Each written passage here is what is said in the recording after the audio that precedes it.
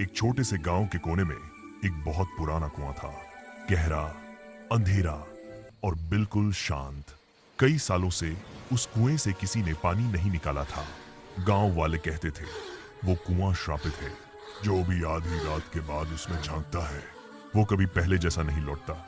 सालों पहले यही कुआं गांव की जिंदगी था।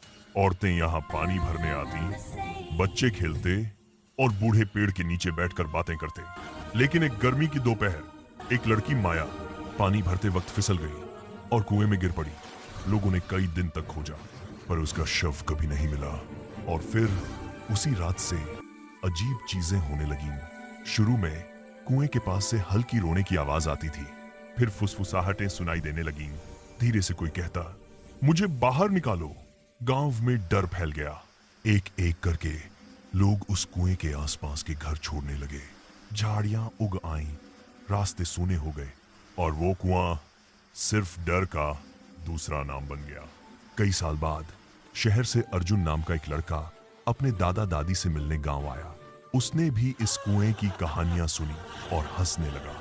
भूत प्रेत जैसी कोई चीज नहीं होती। उसने कहा, बुजुर्गों ने चेतावनी दी। एक अंधेरी बिना चांद वाली रात को अर्जुन टॉर्च लेकर निकल पड़ा। संकरी मिट्टी की पगडंडी पार करता हुआ वो कुएं तक पहुंचा।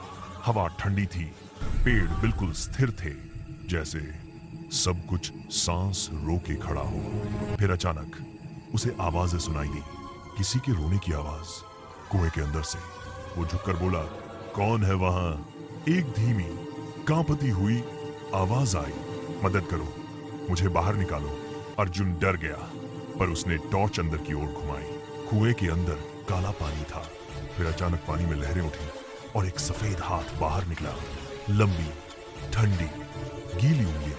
वो हाथ अर्जुन की कलाई पकड़ लेता है। अर्जुन चीख उठा, बचाओ। उसकी टॉर्च जमीन पर गिर पड़ी। झिलमिलाती रोशनी में उसने देखा, पानी से एक चेहरा ऊपर आ रहा था। फीका चेहरा, सफेद आंखें और बाल जो पानी में तैर रहे थे। अगली सुबह उसके दादा दादी ने कुएं के पास उसकी टॉर्च पड़ी देखी। न अर्जुन था, न उसके पैरों के निशान, बस गीले पदचिन्ह जो कुएं के किनारे तक जाते थे और वहीं खत्म हो जाते थे। उस दिन के बाद से गांव वाले कहते हैं, अब उस कुएं से दो आवाजें आती हैं। एक लड़की की कभी कभी जिज्ञासा हमें उन सच्चाइयों तक पहुंचा देती है जिन्हें दफन ही रहना चाहिए था।